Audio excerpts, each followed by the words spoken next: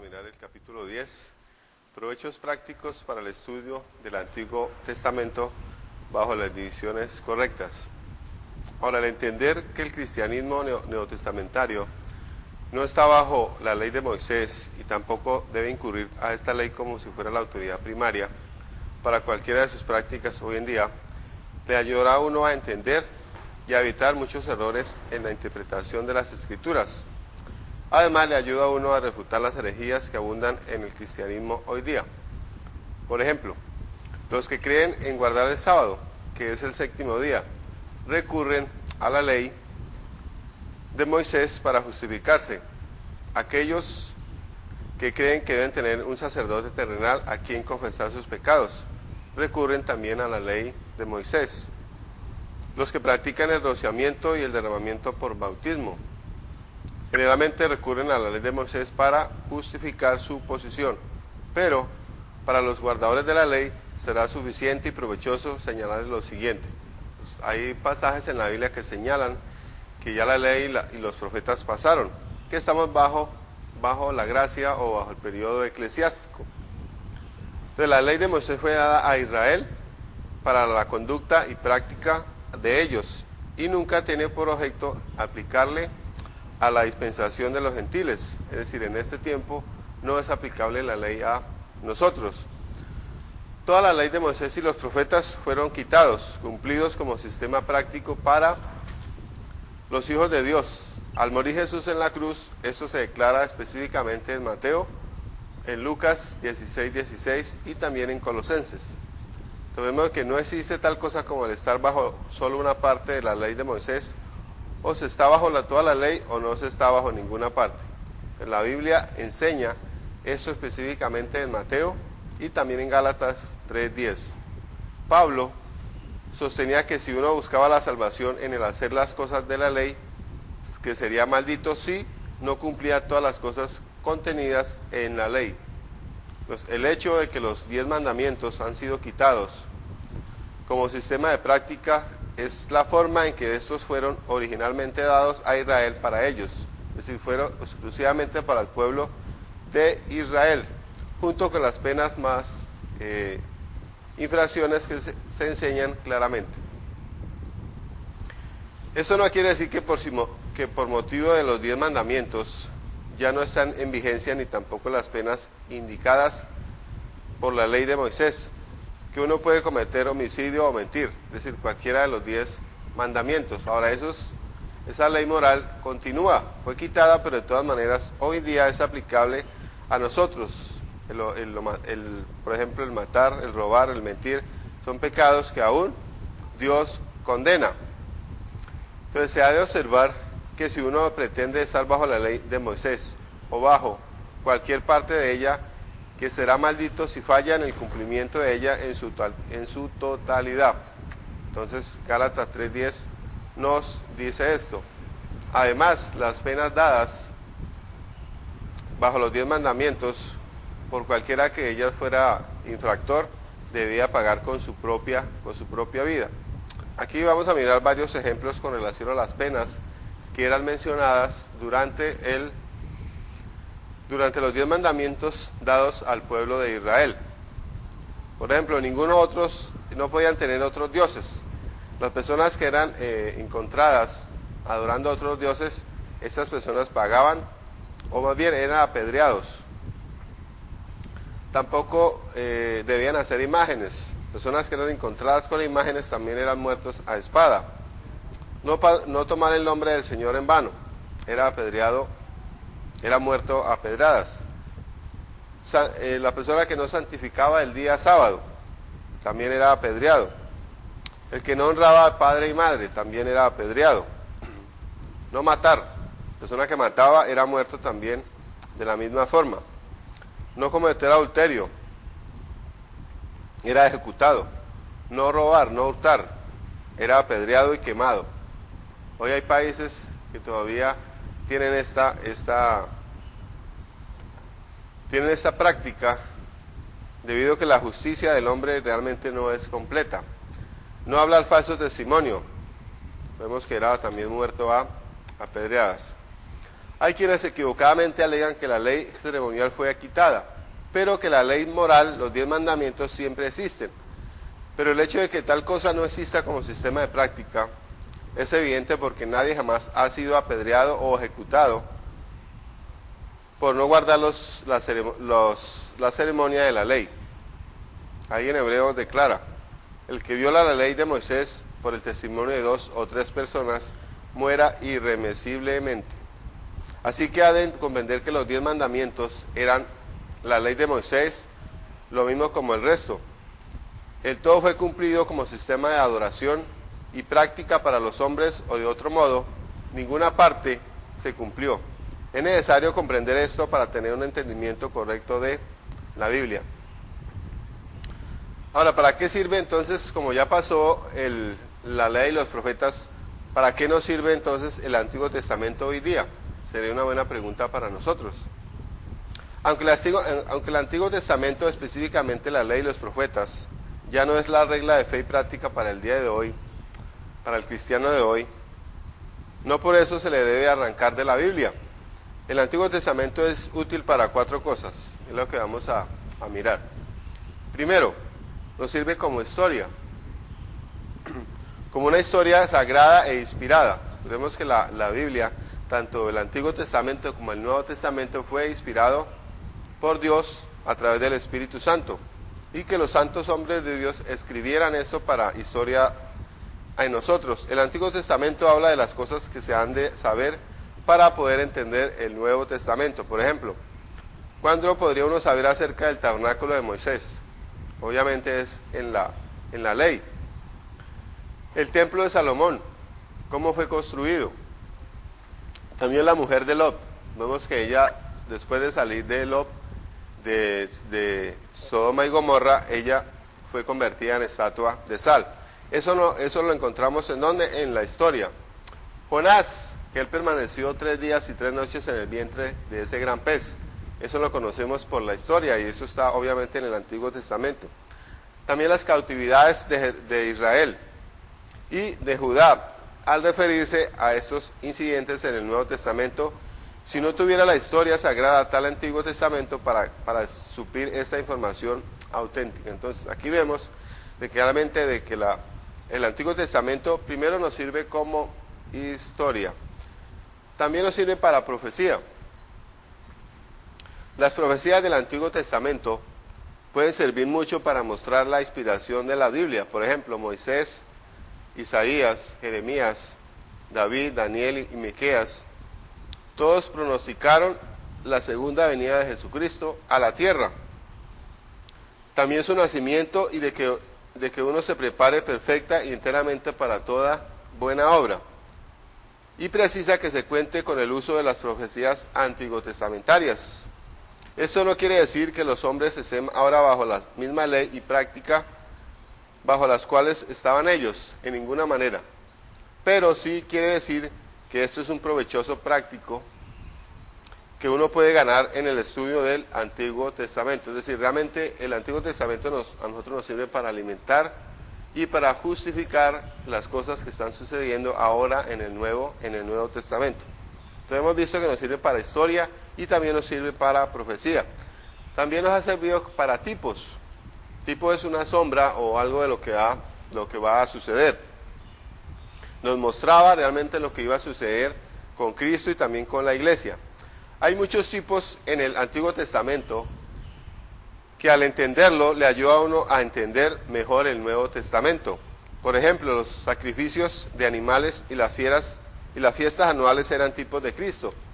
Todo eso representaba lo que Cristo iba a hacer en la cruz, el verdadero sacrificio y el verdadero pan de vida, del cual los hombres iban a comer algún día. Entonces, esos eran tipos, todos los sacrificios que se hacían allí en el tabernáculo, y todas esas ofrendas eran un tipo de lo que Cristo iba a padecer en la cruz. También nos sirve para lecciones objetivas. Un análisis general del Antiguo Testamento revela que 2 grandes lecciones objetivas se presentan para todos. La primera, la ley fue dada para demostrar cuán malo es el pecado delante de un Dios justo y para revelar que todos los hombres son pecadores por naturaleza y por práctica, culpables bajo la justa ira de Dios, como lo encontramos en Romanos capítulo 3, versículo 19. Para que toda boca se cierre y todo el mundo quede bajo el juicio de Dios. La idea es que si Dios condenó el pecado en la vida de su propio pueblo, que el mundo entero debe aceptar eso como una lección objetiva de que ellos no pueden escaparse de la justicia y condenación aparte de un Salvador. Es decir, nadie se puede escapar de la ira de Dios si no acepta a Jesús como su Salvador. Y segundo, los profetas antiguotestamentarios y los salmos hacen mucho hincapié en el justo castigo de Dios por el pecado en la vida de su pueblo escogido, es decir, el pueblo de Israel, y en la de sus hombres particularmente llamados para servicios especiales. El Nuevo Testamento llama nuestra atención a estas cosas y declara que son escritas para nuestro aprendizaje, instrucción, admonición, es decir, amonestación, exhortación, y que son ejemplo de cómo Dios castigará el pecado en el medio de su iglesia o en vida de cualquier hijo suyo hoy día. Recordemos que Dios dice que el que ama, Dios lo disciplina. Entonces aquí miramos de que realmente el Antiguo Testamento nos sirve para 4 cosas importantes y básicas para poder entender lo que es el Nuevo Testamento. Es decir, miremos que en la Biblia hay unidad de pensamiento, de propósito, para que nosotros podamos entender de una manera justa, ordenada y bíblica la Biblia. Vamos a mirar la tercera parte de este, que es la tipos de las jornadas de los israelitas después de su esclavitud. Hay suficientes tipos en la Biblia sin necesidad de inventar más, haciendo uso de una imaginación soñadora. Uno debe evitar la tendencia de espiritualizar las cosas y hacer de ellas un tipo, a menos que la Biblia diga que es un tipo. En cuanto a la Biblia, en cuanto a la jornada de los hijos de Israel allá en el desierto y a las experiencias que este pueblo tuvo desde Egipto hasta Sinaí, se declara que son tipos de la jornada del cristiano en la iglesia de nuestro Señor hoy día.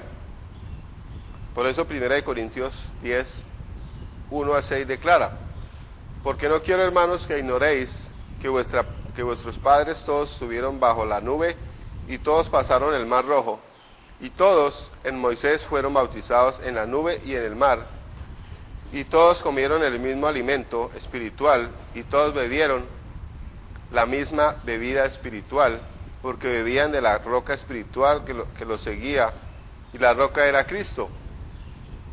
Mas estas cosas sucedieron como ejemplos, eran tipos para nosotros.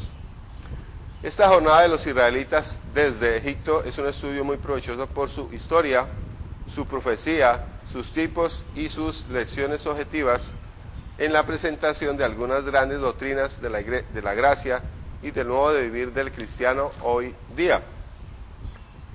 Vamos a mirar 9 tipos que se han de recordar. Miremos el primer tipo. Moisés fue un tipo de Jesús como el gran libertador, divinamente provisto, estando Israel bajo la esclavitud egipcia y no pudiendo liberarse a sí mismo. Dios llamó a Moisés para liberarlos. Moisés fue un tipo de Cristo en su primer advenimiento para salvar a los hombres de la esclavitud eterna del pecado. Recordemos que Moisés fue llamado por Dios para libertar al pueblo. Entonces, Moisés es un tipo de Cristo. Egipto es el segundo tipo. Egipto significa negro y es un tipo de pecado. Recordemos lo que dice ahí 1 Juan 5, 19. Si el mundo entero está bajo el maligno. Faraón es un tipo del diablo en el sentido de mantener y destruir lo que propiamente no le pertenece. Faraón tenía su propio pueblo, los egipcios. Igual como Satanás tiene sus siervos, un ejército de demonios. Podemos mirar también el tercer tipo. Los israelitas en la esclavitud eran tipo de la depravación, la debilidad del hombre, quien fue hecho a la imagen de Dios y quien propiamente le pertenece a Dios. Salvo por la esclavitud del pecado que se le vino encima por la caída de la humanidad, de igual manera como Israel estuvo en esclavitud bajo Egipto y Faraón, hemos de entender por medio de estas cosas, que son ejemplos para nosotros, que todo el mundo, tanto los judíos como los gentiles, hoy día están bajo la maldición de la ley y en la esclavitud del diablo por nacimiento. Otro tipo es la Pascua. Fue el medio ordenado de Dios para la redención por sangre y la liberación de Israel. Sirvió para aquellos que creyeron y la aplicaron. Recordemos que la Pascua, es un tipo de la liberación de la esclavitud del pueblo de Israel cuando ellos salieron de la esclavitud de Egipto. Y es un tipo también que es Cristo. Ya fue sacrificado por nosotros. El Cordero Pascual tenía que ser sin defecto e inherente. De igual manera lo fue Jesús, el primogénito, y de Dios, quien no cometió pecado ni se encontró engaño en su boca. Otro tipo es la columna de fuego y la nube que guiaba a Israel. Recordemos que la columna de fuego los guiaba de noche y la nube los guiaba a ellos de día. Después de haber aplicado la sangre pascual por fe, fue un tipo de la dirección del Espíritu Santo. Es decir, en el Antiguo Testamento la nube los guiaba de día y la columna de fuego los guiaba de noche. Hoy día es un tipo de que el Espíritu Santo guía a la iglesia y también a cada cristiano para poder hacer la voluntad perfecta de Dios. Otro tipo es el bautismo en el Mar Rojo. Se declara ser un ejemplo tipo para nosotros en el día de hoy. Por eso se ha de entender que los israelitas fueron libertados de la esclavitud por medio de la sangre pascual y guiados por la columna de fuego al Mar Rojo. De igual manera, un perdido ha de aceptar la sangre de Cristo como su Pascua, su derecho de liberación, y entonces seguir al Espíritu Santo al Mar Rojo, que es el bautismo. Conforme al relato de ellos, todos con referencia a Moisés fueron bautizados en la nube y en el mar. Es decir, que el Espíritu Santo les guió a identificarse con Moisés como su caudillo por medio del bautismo, el cual fue controlado desde el cielo. Vemos entonces que los seguidores de Cristo, hijos de Dios, hoy día, se han de bautizar en agua, sumergidos después de salvarse para identificarse con Jesús, como su caudillo y también como su maestro. Entonces vemos esos tipos en el Antiguo Testamento que representaban hoy, o más bien representan los pasos que se deben seguir hoy en el tiempo de la iglesia. Vemos también que la Pascua y su observancia por parte del pueblo de Israel llevaba una relación con ellos esparcida a la cena del Señor con el pueblo del Señor hoy día. Miramos tres cosas importantes. Entonces ahí, ningún extraño comía de ella. El siervo comprado con dinero no podía comer de ella a menos que fuera circuncidado. Ningún extranjero había de comer en ella. La Pascua era para conmemorar su liberación de la esclavitud egipcia. La cena del Señor es para conmemorar nuestra liberación de la esclavitud del pecado. Lo mismo como ningún incircunciso había de comer de la Pascua. Se ha de entender que ningún inconverso tiene el derecho de comer la cena del Señor. Y lo mismo como la Pascua había de ser comida en una casa y a ningún extranjero se le permitía comer de ella, se ha de entender que únicamente los que son miembros de la casa de Dios, es decir, los miembros bautizados de la iglesia, son los que tienen derecho a participar de la cena del Señor. Otro tipo es la jornada en el desierto, es un tipo de los hijos de Israel libertados. Antes de llegar a la tierra de Canaán, en el desierto Dios le dio a Moisés el diseño del tabernáculo, que es o que era un tipo de la iglesia hoy día. La adoración en el tabernáculo será examinada en el siguiente tópico.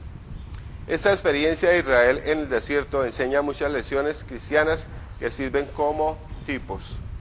Entonces miramos que los libertados deben cantar. Los libertados fueron alimentados. Los libertados fueron saciados. Los libertados encontraron las aguas amargas endulzadas. El pueblo de Israel fue un pueblo libertado a partir del momento en que se aplicó la sangre pascual. Desde ese momento es que el pueblo de Israel fue libertado. Hoy día, ¿en qué momento una persona es libre del pecado? En el momento que acepta a Jesucristo y el sacrificio que el Señor hizo allá en la cruz. José fue un tipo de la segunda venida de Cristo para liberar de la jornada nomádica en el desierto a la tierra prometida. Este tipo se queda en reserva para debida consideración en el capítulo 15. Vamos a mirar también otro tema que es importante aquí en este capítulo 10, que es el tabernáculo y su inmobiliario. Ya hemos visto cómo el pueblo de Israel había tipos que eran representados, pero vamos a mirar entonces el tabernáculo y su inmobiliario. La adoración en relación con el tabernáculo es un tipo de la adoración de los salvos en la iglesia hoy día. Todos los que son salvos tienen el derecho de allegarse al pontífice del lugar santísimo por sí solos. No hace falta ningún sacerdote ahora, sino solo Jesús. Miramos el altar. Muestra la posición de la cruz de Cristo en relación a la adoración aceptable. Aparte de la aplicación de la sangre derramada, no puede haber un acercamiento aceptable al tabernáculo, es decir, a la adoración en la iglesia, si no hay un derramamiento de sangre, si la persona no acepta a Jesús. También el lavacro muestra la posición del bautismo en su relación a la iglesia. La sangre procede del agua para manifestar el plan de la redención. Uno es salvo por fe en la sangre de Cristo del altar y entonces se identifica por medio del bautismo como ya limpiado, requerido antes que el sacerdote pudiera hacer ninguna ofrenda. Es decir, antes, en el Antiguo Testamento, antes que el sacerdote hiciera sacrificio, él debía primero limpiarse o lavarse con agua. El pan de la proposición se colocaba dentro del lugar santo como tipo de la cena del Señor dentro del compañerismo de la iglesia, para celebrarse únicamente allí. Es decir, el pan de la proposición era tipo de la cena del Señor hoy en día, y solamente se debe tomar dentro de la iglesia con los miembros activos, y también la cena es cerrada, es decir, solamente los miembros de la iglesia pueden tomarlo. De la iglesia, recordemos que la iglesia es local, independiente y también es visible. El candelero proporcionaba toda la luz del tabernáculo. No había ni puertas ni ventanas. Eso representa la Biblia, es la única luz de los miembros de la iglesia que deben seguir en su adoración. También tenemos el altar del incienso. Tipifica las oraciones aceptables de los salvos. Apocalipsis 5:7. Nadie puede orar como Dios quiere que ore después de salvarse, hasta que primero no haya entrado a la iglesia del Señor. Entonces el altar del incienso tipificaba las oraciones de los santos hoy día en el tiempo de la iglesia. El lugar santo es un tipo del cielo. Hay que tener en mente que esta adoración en el tabernáculo no fue diseñada como tipo de plan de salvación o de cómo llegar al cielo, sino de cómo allegarse a Dios de una manera aceptable a través de la adoración. Había un sacrificio que no se hacía en conexión con el altar, que será considerado en otro tópico. Cristo, nuestro pontífice o sumo sacerdote, ha llevado su propia sangre y ha entrado en el cielo antes de nosotros, donde ahora está haciendo la propiciación e intercesión por sus hijos, cada uno de los cuales es un sacerdote terrenal. Uno puede ahora llegarse a Jesús en adoración y oración por sí mismo, conforme el patrón divino a través de la iglesia suya. Entonces, vemos entonces que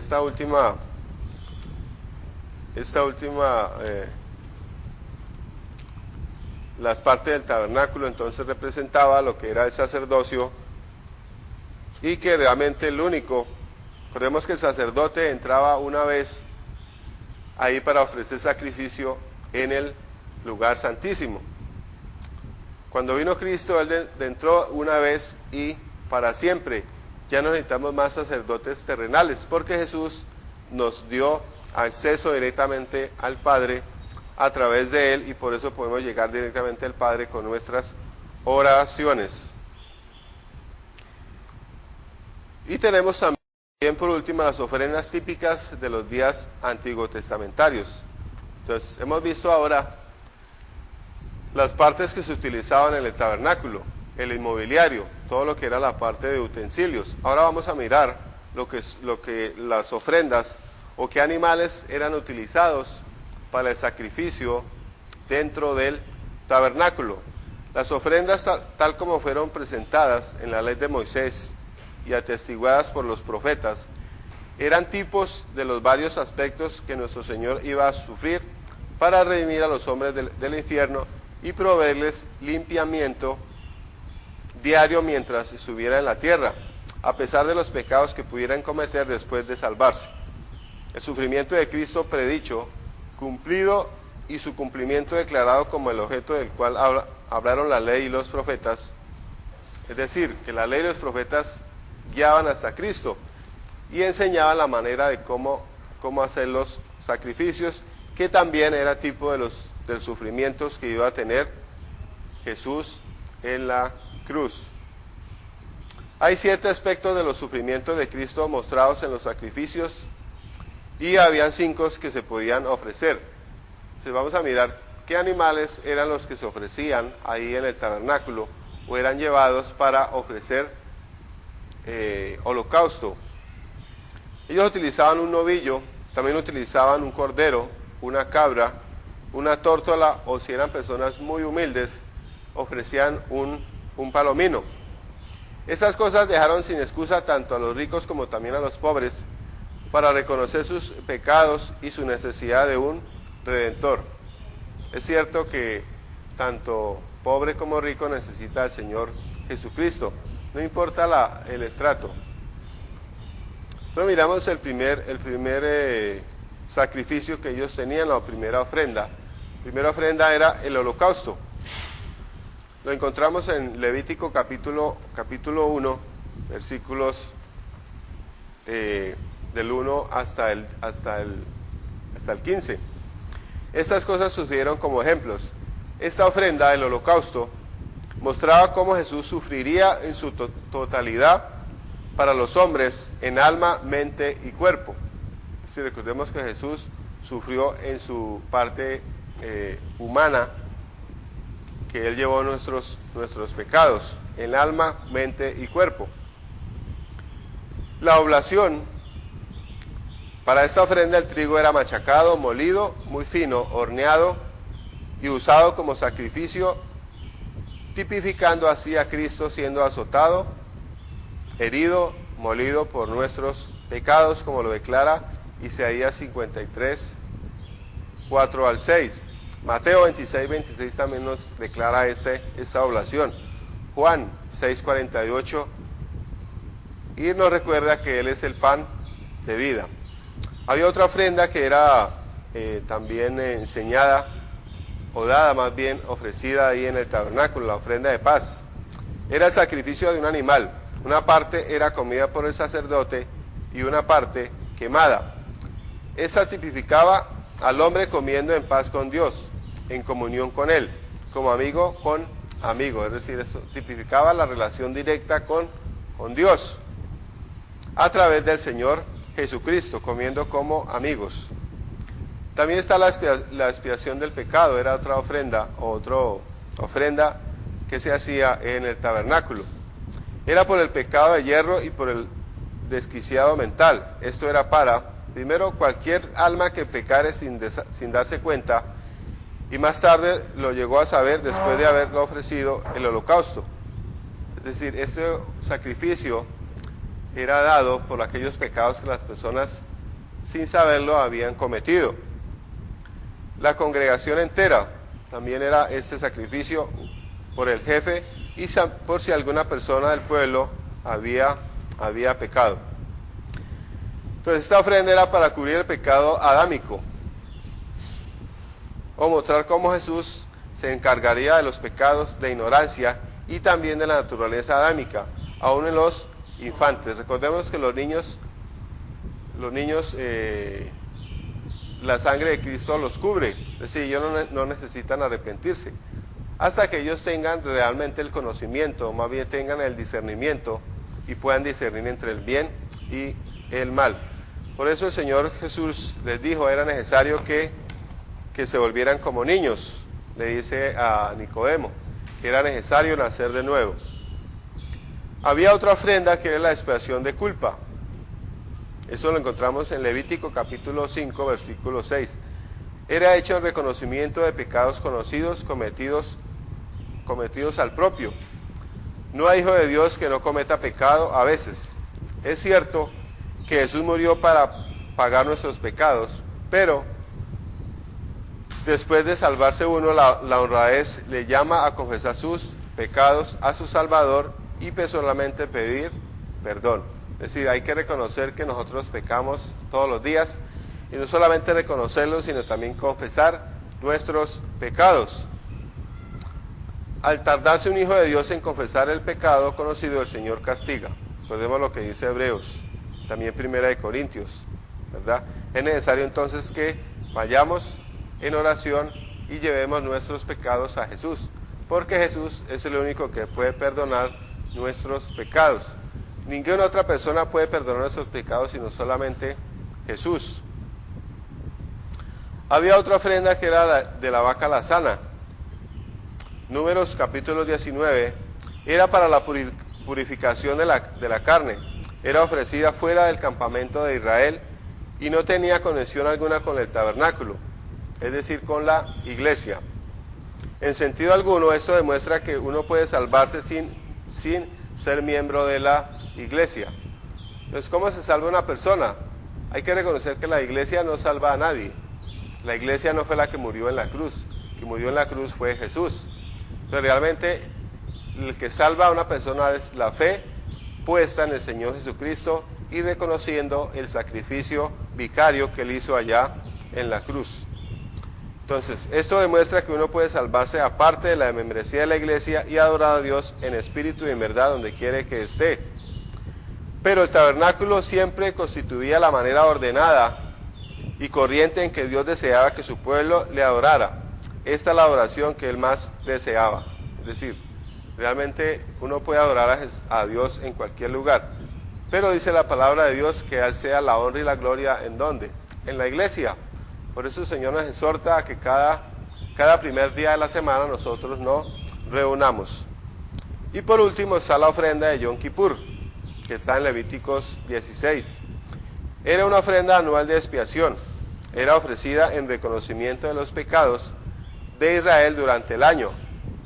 Y testificaba que el pueblo deseaba que se le cubriera sus pecados de la ira de Dios. Es decir, esta ofrenda de Yom Kippur era una vez cada año y se ofrecía por los pecados de todo el pueblo, deseando, o más bien ellos invocando que la ira de Dios no cayera sobre ellos.